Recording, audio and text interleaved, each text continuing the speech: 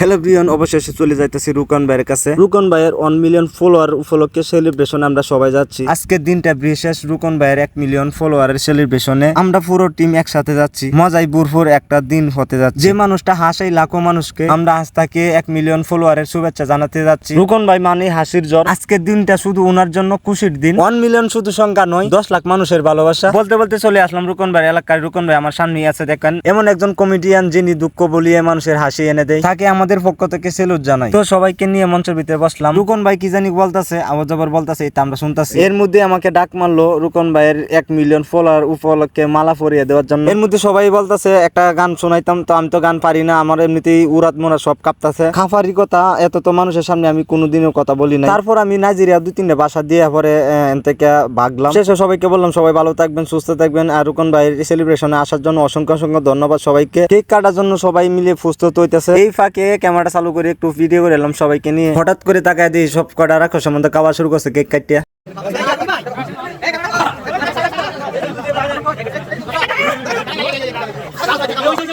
এত বড় কেক খায় শেষ করতে পারে না, তা কি করব। পরে দিয়ে ফেরা লাভলি ক্রিম মনে করে মুখে মাখামাখি শুরু করে দিল। পরে ভাবতেছে আমি একটু রুকন ভাইয়ের কেক খাওয়া দিয়ে একটা মুরগির মতন টুর মারে লয়ে গেছে উপরে দিয়ে। পরে রুকন ভাই জিম মারে রয়েছে, কোনো কথাবার্তা কইতাছে না, আর কইতাছে মরা মুহ রুচি নাই, আমি হেঁটে যাই। পরে আমি কইতাছি আমনে মুহ জন রুচি নাই, আমি একটু কায়া লই। সবাইকে বিরিয়ানি খাওয়ার মোটামুটি একটা আয়োজন করলো রুকন ভাই। আমি এক বিডি লগে খাওয়াত বইছিলাম, বইটি খালি কিতকিতে আসে, তাই আমি পেট ভরে খাইতে পারি না। খাওয়ার শেষে সবার কাছ থেকে বিদায় নিলাম। বিদায় নিয়ে চলে যাইতাছি সামনে দেখি রতন ব্যাপারীর সাথে ভাবলাম একটু দেখা করে যাই লাস্ট মুহূর্তে। শেষে রতন ব্যাপারীর সাথে হাত মিলালাম। হাত মিলিয়ে রতন ব্যাপারী কইতাছে তুমি বিয়াটা কবে করবা, তোমার বিয়া খাইতাম।